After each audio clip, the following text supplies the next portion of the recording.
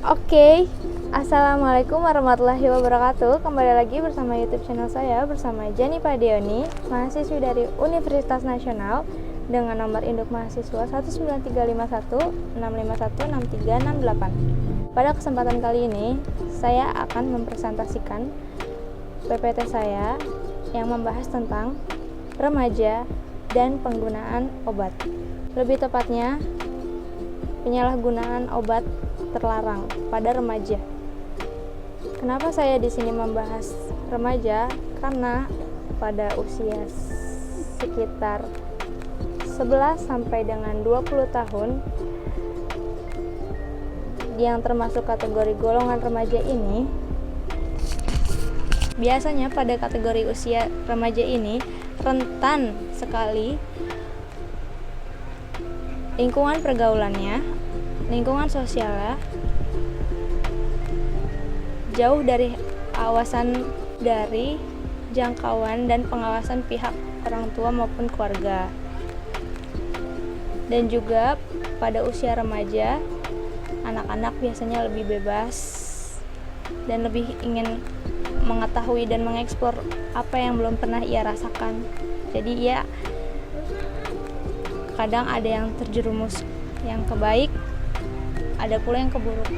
Dan juga kesalahan yang terjadi pada remaja kali ini yang saya bahas ini karena kurangnya pihak kontribusi dari keluarga yang harusnya mengawasi si anak ini agar tidak sampai terjadi yang hal buruk. Jadi pada slide pertama saya membahas tentang terdapat hasil survei. Fakta ini mengatakan 6 dari 10 pasang orang tua mengatakan bahwa mereka tidak peduli dengan keadaan anaknya atau kemungkinan dari anaknya untuk menggunakan penyalahgunaan obat. Dan juga di samping fakta itu, ada fakta lain, survei membuktikan bahwa 46% anak usia sekolah menengah atas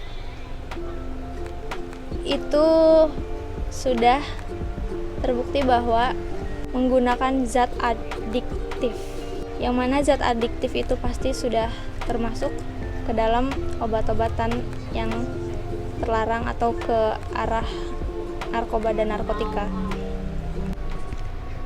Dan pada slide kedua menyatakan bahwa ada 1 dari 4 rumah melaporkan bahwa ia memiliki atau menyimpan resep obat penghilang rasa sakit di lemari tidak terkunci, yang jelas berarti dapat diakses oleh siapapun, termasuk oleh anak-anaknya. Nah, dari pernyataan ini berarti dapat dimengerti bahwa longgar sekali pengawasan dan penyimpanan terhadap hal-hal yang sebenarnya harus dijaga agar tidak sampai salah dan tidak sampai terjangkau oleh pihak lain yang tidak bersangkut pautan. Dan pada slide ketiga ada pernyataan yang mengatakan lebih banyak remaja yang meninggal karena mengambil resep daripada remaja yang meninggal karena penggunaan kokain atau heroin. Dan indikator dari penggunaan narkoba atau penyalahgunaan obat itu tersebut, maksud indikator di sini tuh kayak hasil atau dampak yang terjadi karena dia telah menggunakan obat.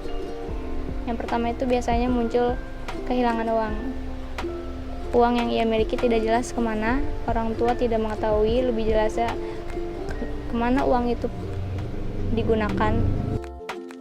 Itu. Yang kedua, adanya obat tetes mata. Biasanya obat tetes mata ini disimpan untuk sebagai pereda kemerahan mata yang diakibatkan oleh dampak menggunakan narkoba atau penyalahgunaan obat terlarang. Makanya si remaja menyimpan obat tetes mata untuk menyamarkan ya dampak dari si narkoba dan obat-obat itu agar tidak ketahuan dari pihak orang luar gitu. Yang ketiga, biasanya remaja akan menuntut privasi atau kerahasiaan kamarnya, terutama ruang kamar tidurnya. Entah dengan alasan apapun, ia akan berusaha mencari alasan kepada siapapun orang di luar sana yang ingin mencoba meriksa atau agak curiga sama dia, terutama ke orang tua pasti. Terus yang keempat, penggunaan dupa. Yang biasanya di kamar nggak pakai dupa anaknya, terus tiba-tiba sang anak beli sendiri atau mungkin minta dibelikan oleh orang tua, itu bisa jadi indikator si anak adalah pengguna narkoba, karena ia menggunakan dupa agar menyamarkan bau dari asap-asap narkoba dan penggunaan narkoba itu pada efek ruangan kamarnya. Yang kelima, ada penurunan nilai sekolah atau mutu si anak pada di lingkungan sekolah. Karena dari penggunaan narkoba tersebut akan memberikan dampak buruk pada pola pikir, otak, akan merusak sel-sel maupun saraf-saraf yang akan mengurangi kinerja berpikir anak pada di sekolah. Mungkin nanti ada yang nilainya menurun atau ada yang memiliki masalah di sekolahnya, lalu ada yang juga kadang benar-benar nggak pengen sekolah lagi. Dan di slide selanjutnya saya akan membahas tentang tempat umum biasa sang pengguna narkoba menyimpan barangnya atau untuk menyembunyikannya. Pertama, biasanya ada di ventilasi udara atau di outlet listrik. Kalau di situ ada tanda-tanda kayak ventilasi udaranya atau outlet listriknya kayak udah los, udah sering dicopot-copot atau ada mencurigakan, orang tua bisa buka lebih teliti lagi, takutnya ada apa-apa gitu yang disimpan. Yang kedua, bisa menyimpan di tempat baterai jam. Yang ketiga, ada di dalam konsol video game.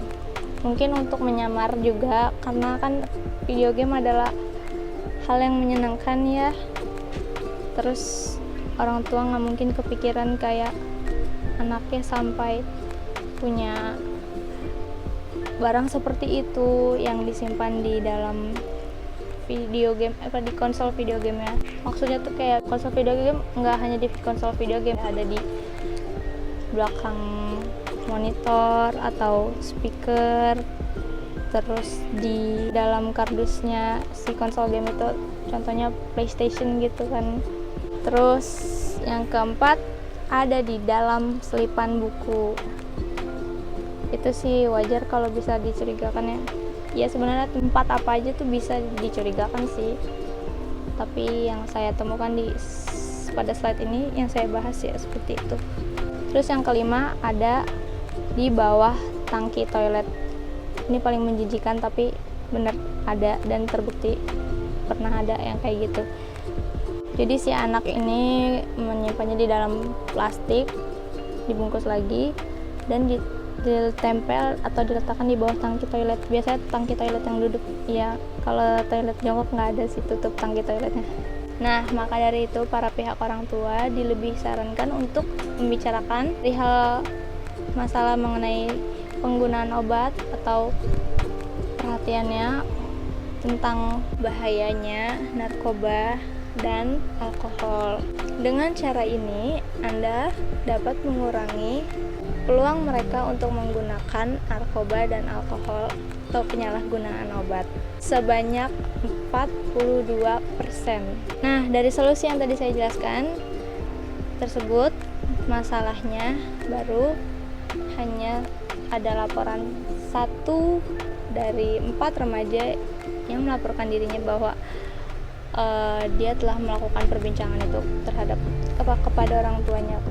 Berarti kan itu kayak membuktikan surveinya tuh kalau masih sedikit gitu pihak keluarga atau pihak orang tua yang berkontribusi untuk mengedukasi dan mengawasi anaknya. Maka dari itu, awasilah anak kalian agar tidak termasuk dari salah satu para pengguna yang di luar sana, remaja gitu. Pokoknya yang terpenting dari semuanya itu hanya satu intinya, yaitu lakukanlah pembicaraan. Awasi didik dan edukasilah anak kalian, terlebih lagi yang masih usia remaja anaknya. Oke, sekian dari saya video pada kali ini.